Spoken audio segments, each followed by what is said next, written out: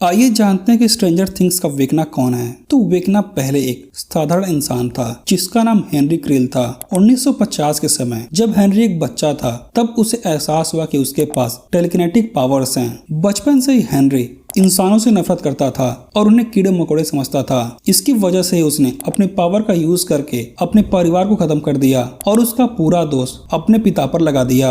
अपनी माँ और बहन की हत्या के बाद हेनरी डॉक्टर मार्टिन ब्रेनर की देखरेख में रखा गया, जिसके बाद हेनरी हॉकिंस लैब का पहला टेस्ट सब्जेक्ट बना जिसे वन कहा गया। लेकिन हेनरी इतना पावरफुल था कि डॉक्टर ब्रेन उसे कंट्रोल नहीं कर पाते और उसे कंट्रोल करने के लिए वो हेनरी की गर्दन में एक चिप लगा देते हैं। इस चिप की सहायता से डॉक्टर ब्रेनर ने हेनरी को पूरी तरह से कंट्रोल कर लिया और उसे लैब में एक स्टाफ की तरह रखने लगे। हेनरी की ही तरह लैब में कई और टेस्ट सब्जेक्ट मौजूद थे, जिनमें से एक 11 भी थी। लैब में काम करते समय हेनरी ने 11 को अपनी शक्तियों को निखारने में मदद की। फिर बाद में उसने 11 को बेवकूफ बनाकर अपनी गर्दन से डॉक्टर ब्रेनर की चिप को बाहर निकलवा लिया। इस चिप के निकलते ही हेनरी की सारी पावर्स उसके पास आ जाती हैं और वो लैब के सभी बच्चों और स्टाफ को खत्म कर देता है। लेकिन 11 और हेनरी के बीच में एक जबरदस्त लड़ाई होती है, जिसके अंत में 11 हेनरी को हराकर उसे एक पोर्टल खोलकर अपसाइड डाउन में भेज देती है। अपसाइड डाउन में हेनरी के ऊपर बिजली गिरने की वजह से और वहाँ के एनवायरनमेंट की वजह से उसका शरीर पूरी तरह से जल जाता है और वह डरावने राक्षस में बदल जाता है,